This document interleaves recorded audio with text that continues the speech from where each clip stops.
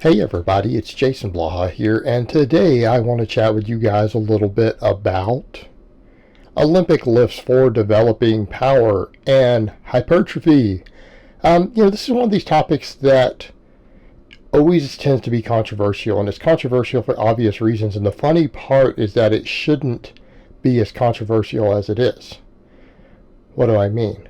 Well, because weightlifting has its own culture, and that is what it's called. It's called weightlifting.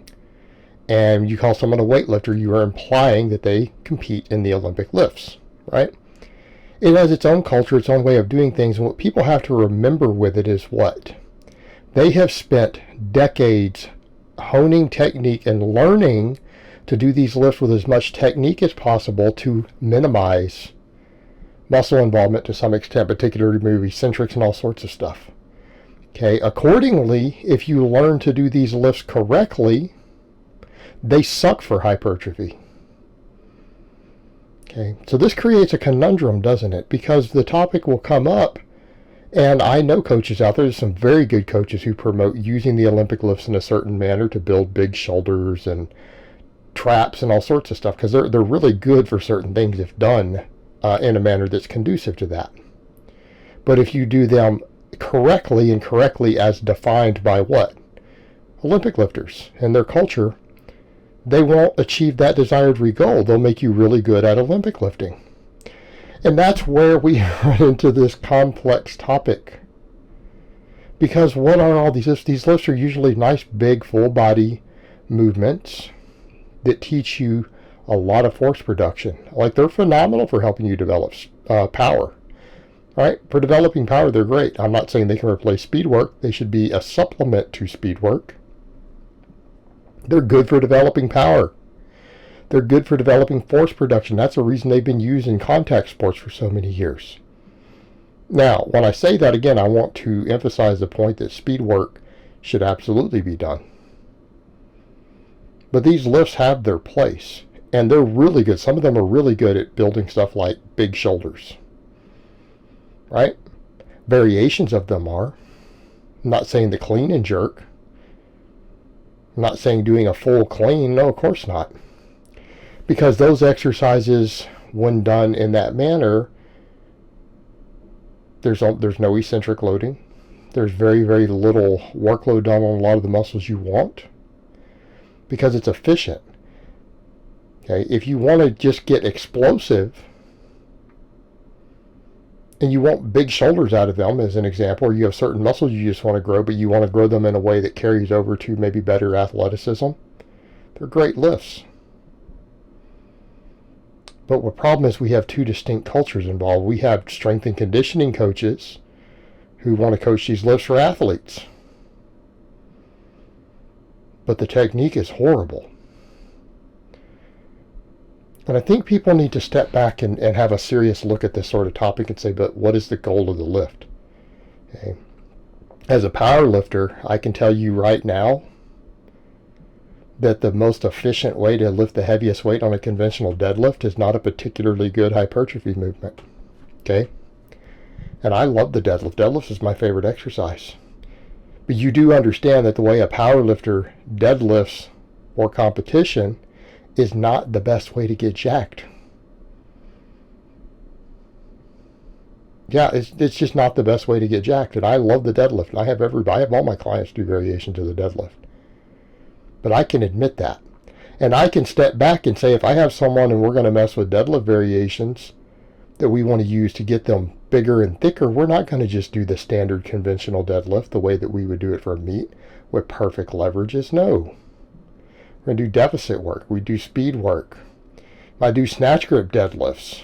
But speed work definitely would have a role. Right?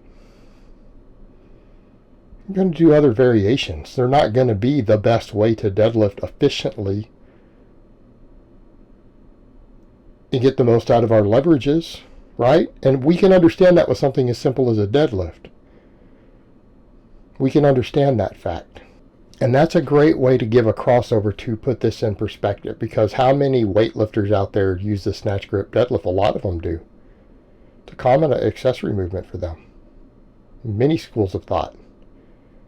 So if you were to use their logic in the way that they approach other people doing hang cleans or pie pulls or whatever they want to do, whatever movements they're doing to get bigger and thicker, you need to tell them, well, you guys have to quit doing snatch grip deadlifts because that's a terrible technique. And they say, no, it's not. It's because we're not trying to deadlift the heaviest weight possible. We're not trying to have the most efficient. We're trying to work harder so we build more muscle. We're using it as a hypertrophy exercise. Okay. Now, I want weightlifters who want to jump into these conversations to stop and think about what you just said. Those of you who don't like people using bad form, inefficient form for their variations of your movements, well, then you guys can't do snatch grip deadlifts because you can't do an exercise for the purpose of hypertrophy. You can only do a variation of a competition lift in a way that's the most efficient and best form possible to lift the most weight. You're not allowed to do the snatch grip deadlift anymore. It's bad form. Okay, that's ludicrous, right? You would listen to that and say, well, that's stupid because we're using it for the goal that we want to use it for. We're not trying to deadlift 800 pounds. We're trying to use it to build muscle. We're making it harder. We're making it less efficient, and we're using more muscles. We're making some of our muscles do more work through a longer range of motion, even if it forces us to use a lighter weight so that we get jacked. Okay, right? So when you see a football player or a power lifter or some other athlete doing a hang clean or a power clean or a muscle clean or a high pull, you need to understand that the same logic has been applied.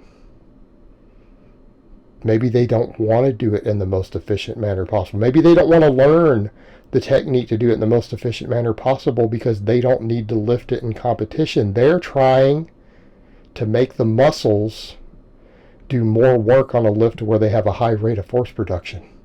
They just want to get thick and explosive and powerful. Hey, it's the same concept. It's the same concept. Exact same reason you do the snatch grip deadlift.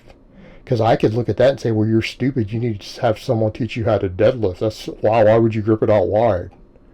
That's dumb. You can't lift as much weight. You're just making your muscles work. Yeah, exactly. These lifts are actually pretty good for doing other stuff besides competition lifts or learning the technique for your competition lifts. A lot of them are really good shoulder builders, glute builders, hip builders, but traps and shoulders.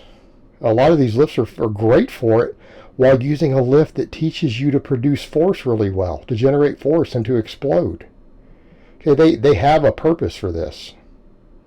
But the problem is that you have that particular subculture then freaks out and talks about how ugly someone's variations of these are when it's like it's not relevant. If they were to be doing them correctly, that might defeat the actual purpose. It's just an exercise, guys. You've got to drop your emotional attachment to these exercises. I've learned to do that as a power lifter and strength athlete myself. Exercise is just a tool. You can't be attached to it. And you have to do it sometimes in the way that's necessary to achieve the goal that you're trying to achieve as efficiently and effectively as possible. And I mean, this happens all the time. You'll see even bodybuilders and power lifters arguing about how to train triceps.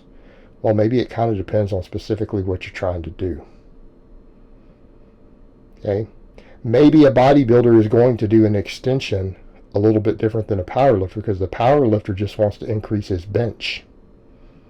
Bodybuilder wants a big, beautiful, perfect tricep, and he has certain heads that he wants to look more pronounced. The power lifter wants the bigger tricep so he can bench more weight.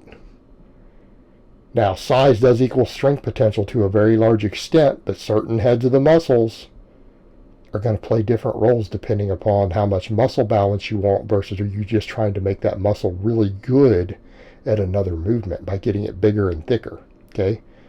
And if you don't understand the goal, the other person is doing it wrong. No, they're doing it wrong for what you're doing. They're not doing it wrong for what they're doing.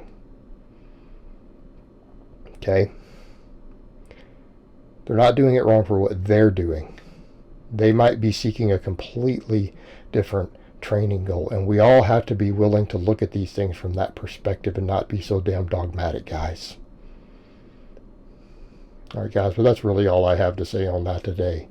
I hope it's been informative, and I will talk to you guys next time.